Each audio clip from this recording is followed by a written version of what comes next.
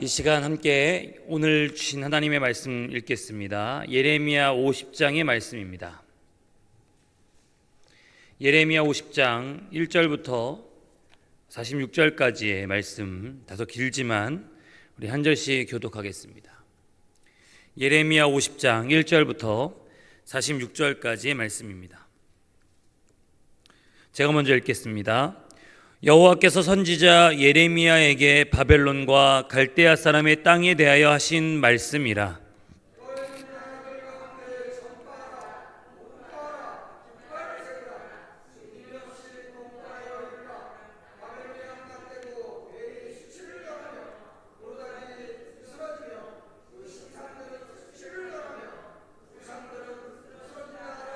이는 한 나라가 북쪽에서 나와서 그를 쳐서 그 땅으로 황폐하게 하여 그 가운데 사는 자가 없게 할 것임이라. 사람이나 짐승이 다 도망할 것임이니라.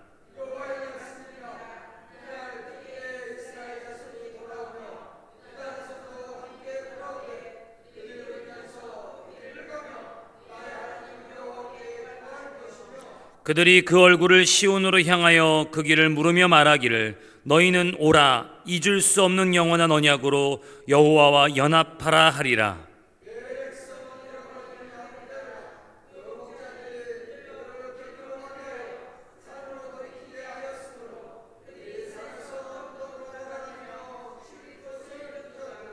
그들을 만나는 자들은 그들을 삼키며 그의 대적은 말하기를 그들이 여호와 곧 의로운 처소시며 그의 조상들의 소망이신 여호와께 범죄하였음인즉 우리는 무죄하다 하였느니라.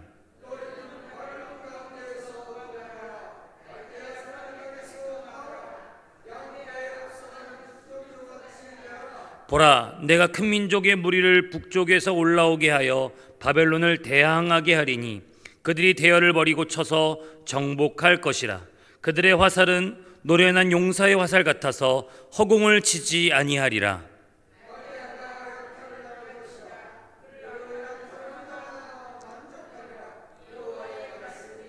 나의 소유를 노략하는 자여, 너희가 즐거워하며 기뻐하고 타작하는 송아지같이 발굽을 구르며 굶마같이 우는도다.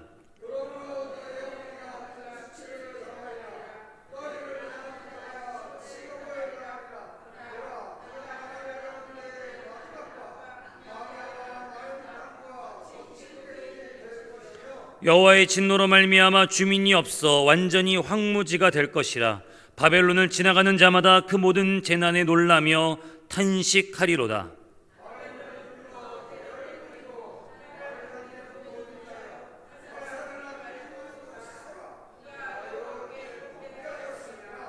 그 주위에서 고함을 지르리로다. 그가 항복하였고 그 요새는 무너졌고 그 성벽은 허물어졌으니 이는 여호와께서 그가 행한 대로 그에게 내리시는 보복이라. 그가 행한 대로 그에게 갚으시는도다.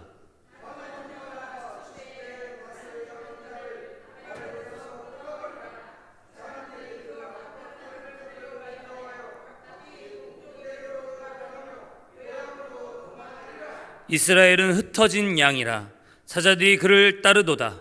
처음에는 아수르 왕이 먹었고 다음에는 바벨론의 느부갓네살 왕이 그의 뼈를 꺾도다.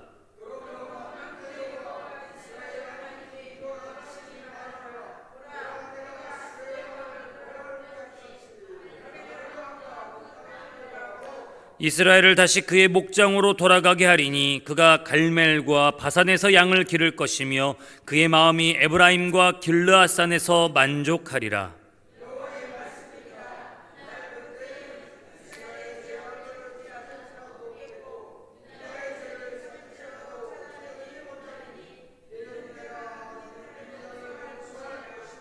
이는 여호와의 말씀이니라. 너희는 올라가서 무라다임의 땅을 치며 그곳의 주민을 쳐서 진멸하되 내가 너희에게 명령한 대로 다 하라. 온 세계의 망치가 어찌 그리 꺾여 부서졌는고 바벨론이 어찌 그리 나라들 가운데 황무지가 되었는고.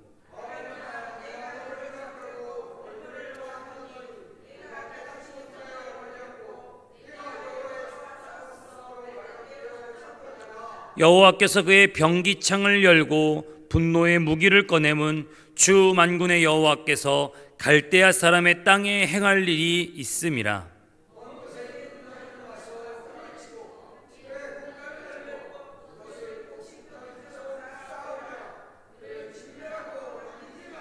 그의 황소를 다 죽이라. 그를 도살하려 내려보내라. 그들에게 화 있도다. 그들의 날 그 벌받는 때가 이르렀음이로다.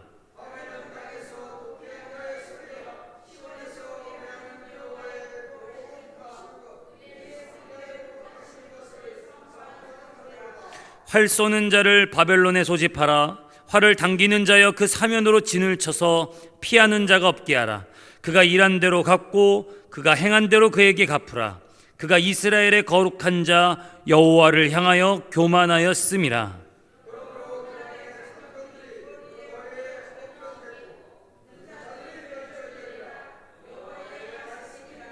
주 만군의 여호와의 말씀이니라. 교만한 자여 보라, 내가 너를 대적하나니 너의 날 곧 내가 너를 벌할 때가 이르렀음이라.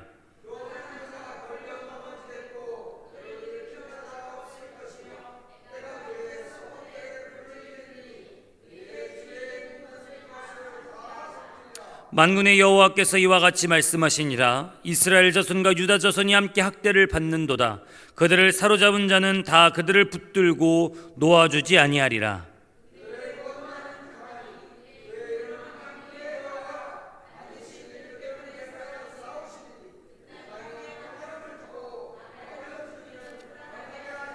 여호와의 말씀이니라. 칼이 갈대아인의 위에와 바벨론 주민의 위에와 그 고관들과 지혜로운 자의 위에 떨어지리라.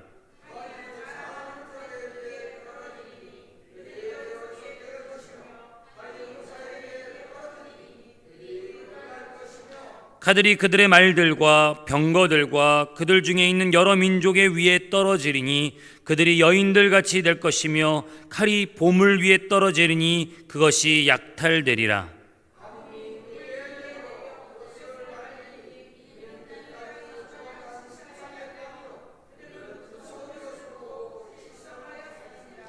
그러므로 사막의 들짐승이 승냥이와 함께 거기에 살겠고 타조도 그 가운데에 살 것이요 영원히 주민이 없으며 대대에 살 자가 없으리라.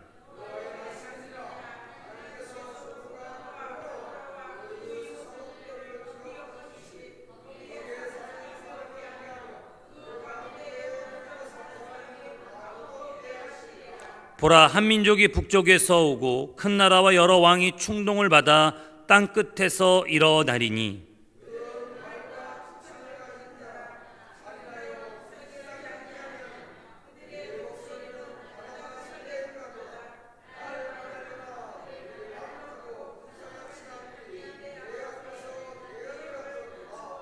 바벨론의 왕이 그 소문을 듣고 손이 약하여지며 고통에 사로잡혀 해산하는 여인처럼 진통하는도다.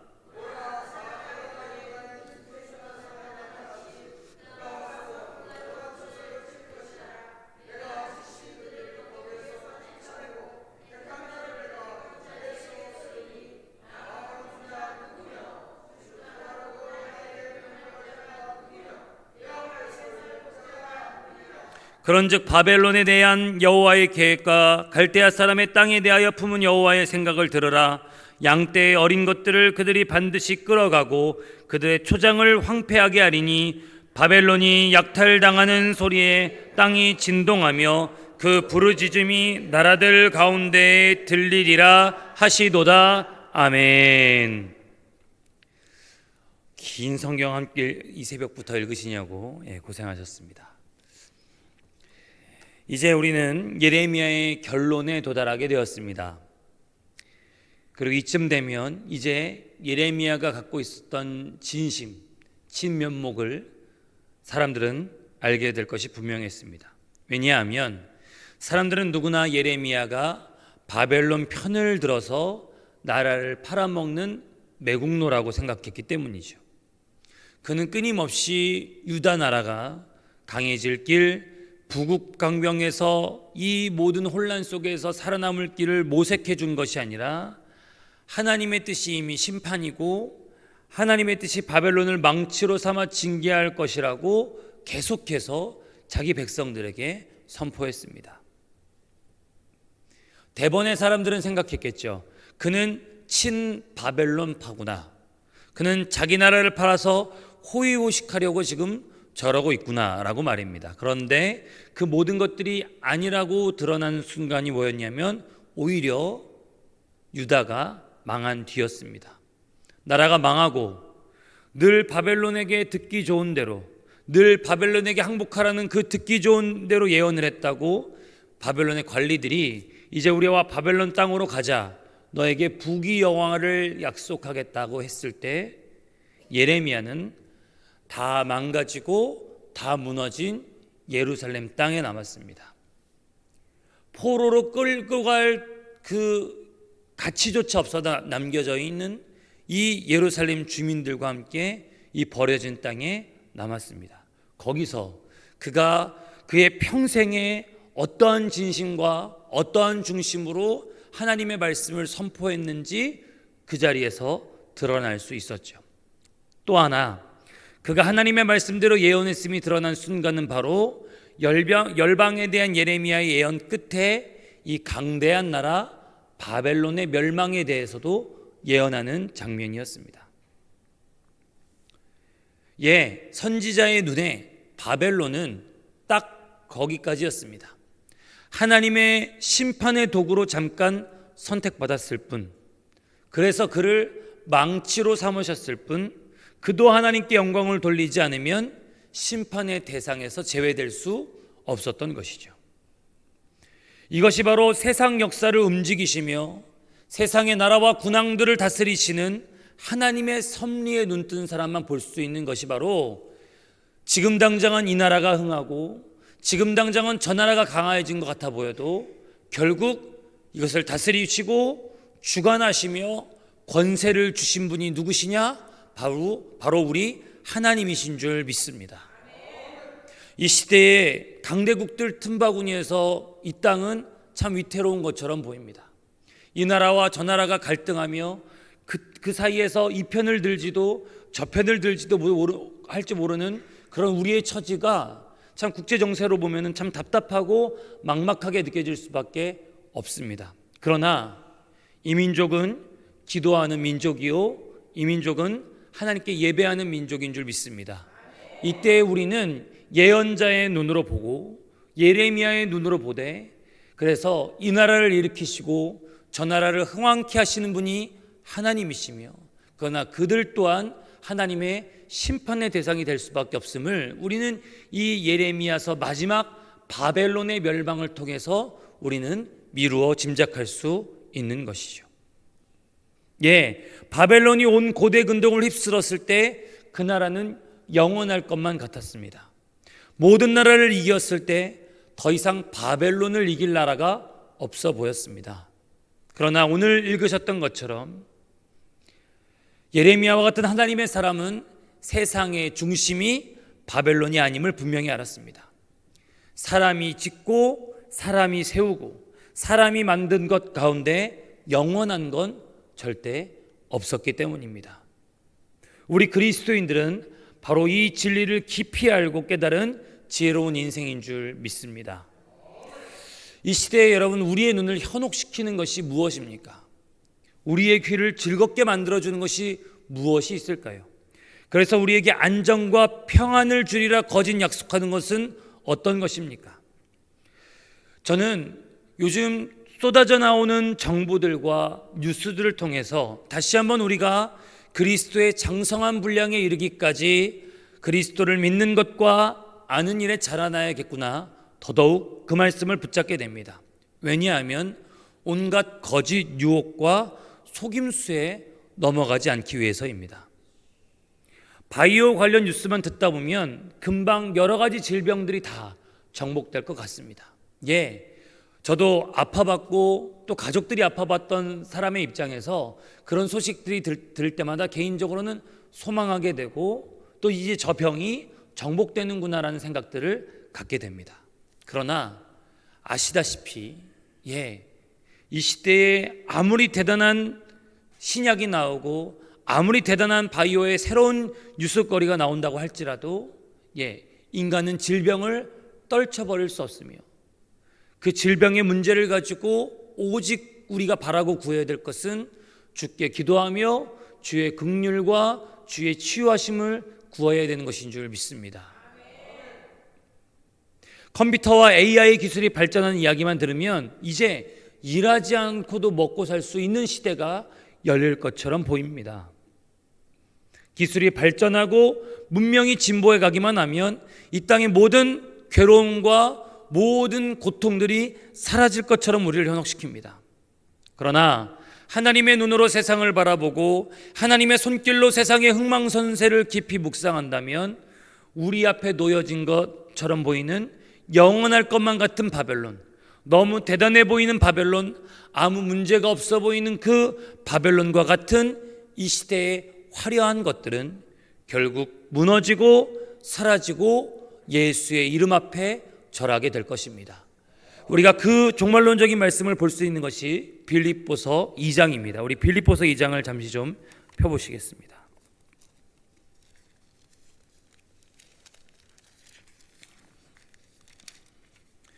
빌립보서 2장 5절부터 11절의 말씀입니다. 다소 길지만 같이 읽겠습니다. 5절부터 11절입니다. 시작. 너희 안에 이 마음을 품으라. 곧 그리스도 예수의 마음이니 그는 근본 하나님의 본체시나 하나님과 동등됨을 취할 것으로 여기지 아니하시고 오히려 자기를 비워 종의 형체를 가지사 사람들과 같이 되셨고 사람의 모양으로 나타나사 자기를 낮추시고 죽기까지 복종하셨으니 곧 십자가의 죽으심이라. 이러므로 하나님이 그를 지극히 높여 모든 이름 위에 뛰어난 이름을 주사 하늘에 있는 자들과 땅에 있는 자들과 땅 아래에 있는 자들로 모든 무릎을 예수의 이름에 꿇게 하시고 모든 입으로 예수 그리스도를 주라 시인하여 하나님 아버지께 영광을 돌리게 하셨느니라. 아멘. 우리가 진정 지혜로운 자로서 마지막 때를 살아가는 그리스도인들이라면 우리에게 바로 이 마음, 이 관점을 결코 벗어나서는 안 되겠습니다. 예레미야가 그렇게 고백하고 선포하며 이 눈으로 저 강성해 보이는 바벨론을 바라봤듯이 우리 또한 마지막 때에 다 끝난 것처럼 보였던 예수 그리스도, 다 실패로만 보였던 예수 그리스도의 그 부활하심으로 말미암아 하나님이 그 모든 이름을 예수 그리스도의 이름 앞에 모두 무릎 꿇게 하시리라. 이 말씀이 바로 우리가 바라보고 우리가 붙잡아야 될 것이죠. 고통도 영원할 수 없습니다. 고난도 영원할 수 없습니다. 아픔도 영원할 수 없습니다. 우리를 짓누르는 것만 같은 바벨론의 상황들도 영원할 수 없습니다. 마지막 때에 예수의 이름 앞에 무릎 꿇게 될 것입니다. 그러면 여러분, 바벨론이 왜 망할까요? 그 대단해 보이고 엄청나 보이는 바벨론이 왜 망하게 되는지, 그것은 한낱 한 줌밖에 되어 보이지 않았던 모압과 암몬이 무너지는 것과 다르지 않습니다. 29절에서 32절의 말씀, 오늘 본문 말씀 29절에 32절의 말씀 읽겠습니다. 같이 읽겠습니다. 시작. 활 쏘는 자를 바벨론에 소집하라. 활을 당기는 자여 그 사면으로 진을 쳐서 피하는 자가 없게 하라. 그가 일한 대로 갚고 그가 행한 대로 그에게 갚으라.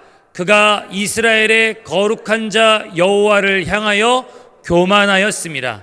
그러므로 그날에 장정들이 그 거리에 엎드려지겠고 군사들이 멸절되리라. 여호와의 말씀이니라. 주 만군의 여호와의 말씀이니라. 교만한 자여, 보라, 내가 너를 대적하나니 너의 날 곧 내가 너를 벌할 때가 이르렀음이라. 교만한 자가 걸려 넘어지겠고 그를 일으킬 자가 없을 것이며 내가 그의 성읍들의 불을 지르리니 그의 주위에 있는 것을 다 삼키리라. 아멘. 3번이나 반복된 말이 무엇입니까? 교만입니다. 모압도 하나님 앞에 교만하여 넘어지더니, 암몬도 하나님 앞에 교만하여 무너지더니, 더 대단하고 더 강대하고 더 무시무시한 바벨론 또한 그 운명이 다르지 않습니다. 여호와 앞에서 성결이 아니라, 여호와 앞에서 정결이 아니라, 여호와 앞에서 경배가 아니라 여호와 앞에서 교만은 무너질 수밖에 없다라고 선언하고 있습니다. 예레미야 51장 13절에서도 이렇게 얘기합니다. 많은 물가에 살면서 재물이 많은 자여, 내 재물의 한계 곧 내 끝이 왔도다.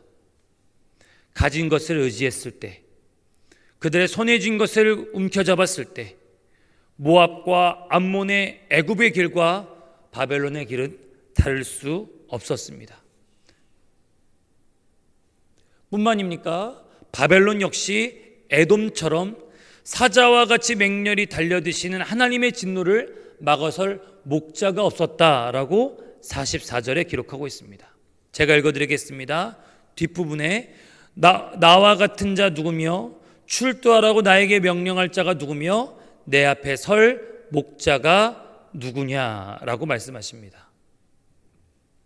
이것을 보면 아무리 강대한 나라도, 아무리 위대한 역사를 이룬 사람들도, 아무리 대단한 어떤 업적을 일으킨 그 무엇이라고 할지라도 그 가장 큰 비극은 돈이 없는 것이 아닙니다. 힘이 부족한 것이 비극이 아닙니다. 하나님의 진노와 하나님의 심판이 사람처럼 달려들 때 기도해 줄 중보자가 없는 것이 비극이요, 깨우쳐 줄 말씀이 없는 것이야말로 가장 큰 비극인 것이죠. 그들을 막아설 목자가 없다.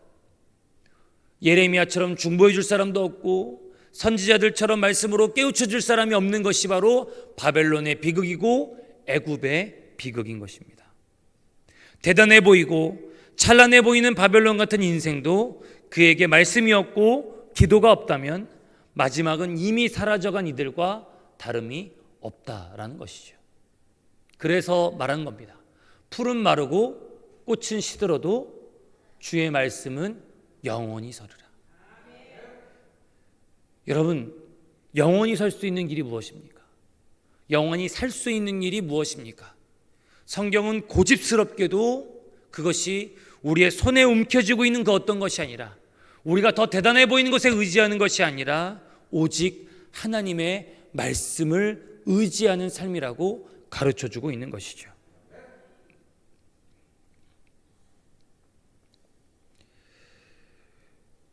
무엇보다도 바벨론의 가장 큰 범죄는 그들이 언약의 백성들을 학대하였기 때문이라고 말씀합니다. 우리 11절입니다.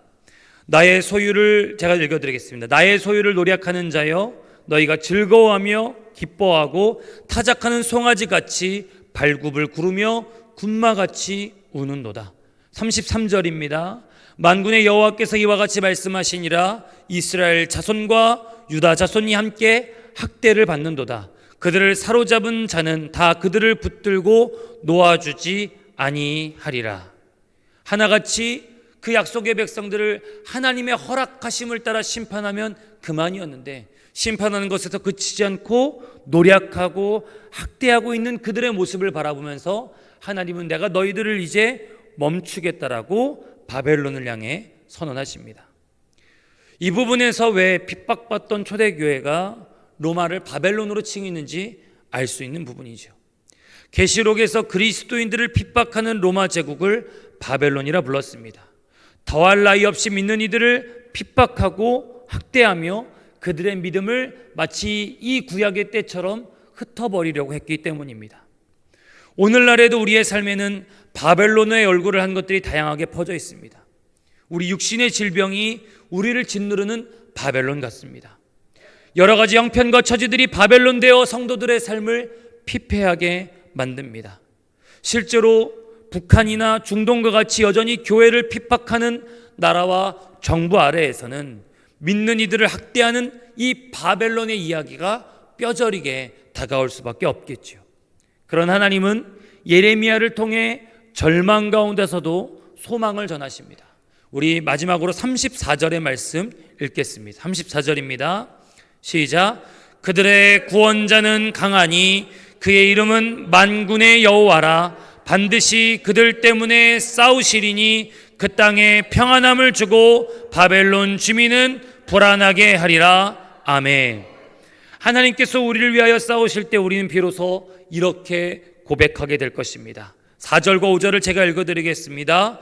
여호와의 말씀이니라. 그날 그때에 이스라엘 자손이 돌아오며 유다 자손도 함께 돌아오되 그들이 울면서 그 길을 가며 그의 하나님 여호와께 구할 것이며 그들이 그 얼굴을 시온으로 향하여 그 길을 물으며 말하기를 너희는 오라 잊을 수 없는 영원한 언약으로 여호와와 연합하라 하리라. 아멘. 너희는 가만히 있어 내가 하나님됨을 알지어다. 내가 문나라 중에서 높임을 받으리라. 내게 세계 중에서 높임을 받으리라. 아멘.